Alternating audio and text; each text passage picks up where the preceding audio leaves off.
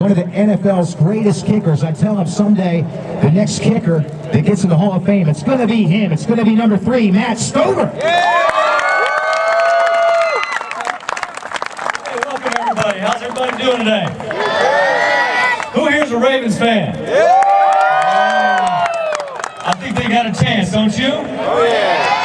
How about that defense? 3 touchdowns on Sunday? Are you kidding me?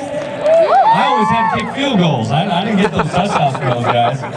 Did we not? Huh? During that Super Bowl run, you remember that? Yeah. That was a lot of kicking. It was a great opportunity to be part of that organization for 13 years. Being that I was part of the NFL for 20 years.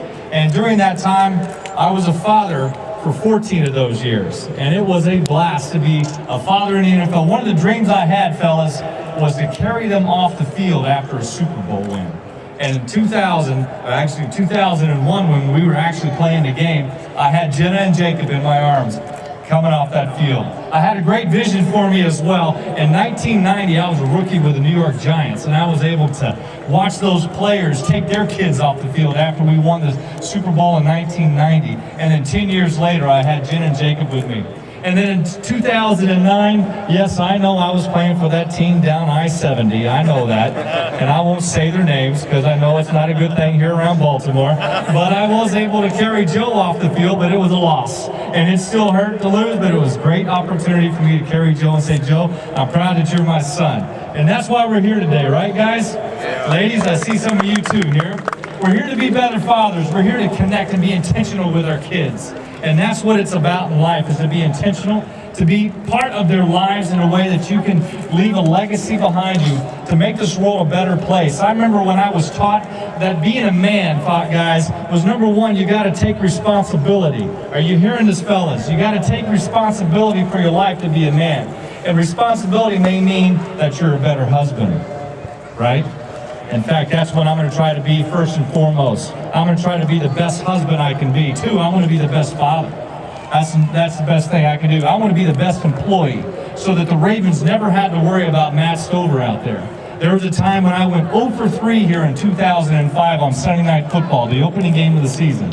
I don't like remembering that, but I missed 3 field goals all going that way. But I took responsibility for those mistakes. I picked up my boots, I made the adjustments, I worked hard, and then I missed 1 field goal for the rest of the season in 2005. That's taking responsibility for whoever we are. The second thing that being a man is not being passive. Guys, what I mean by not being passive, kids, is that you study when you're supposed to study. You do the right things. Husbands, if your kid's upset, or if you actually did something like yelled at them or made a mistake with them, what should you do? You grab them. Come up here real quick. You grab them and you say, honey, I'm sorry. I messed that up, right? You give them a big hug and you look them in the eye and you said, I'm sorry. And that's what not being passive is about. The third thing that it was to be a man and to understand what it meant to be a great father was to lead courageously.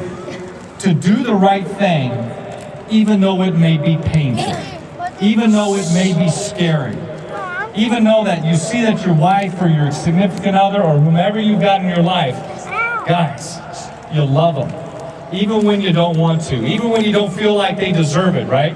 That you make the choice to lead courageously, to be the front person in your family for when the family isn't doing right. You take responsibility, you're not passive, and you do it with courage to make your family, to make your community, to make your work that much better. Chief, I'm there, I'm back.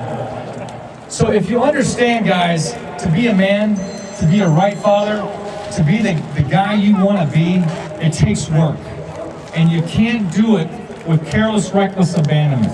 You take courage at that. And then the last thing that I want to share with you, that if you do these things, God has a great reward for us all, fellas. He does. He has a reward for us that you wouldn't believe if you're obedient to Him and you're obedient to yourself and to your family, and that you accept responsibility, you reject passivity, and you lead courageously. Those things can help you in life like you wouldn't believe. And it helped me on the football field. I'll never forget when those guys around there looking at me like, you know, I go to church and I call myself a Christian, but they always want to look at you. And they want to see if you're really a real, authentic person that you're trying to be. And I'm going to tell you right now, there's not a guy in that locker room that doesn't know that I'm trying to do my best here on this earth and to make it a better place. And that there's no doubt that I was doing my best there. So I want to encourage each and every one of you to do that. And thank you all for coming here with your kids, for letting me be a part of your day, and let it be a day of remembrance. And kids, this goes for you too. Honor your father and your mother. Honor them.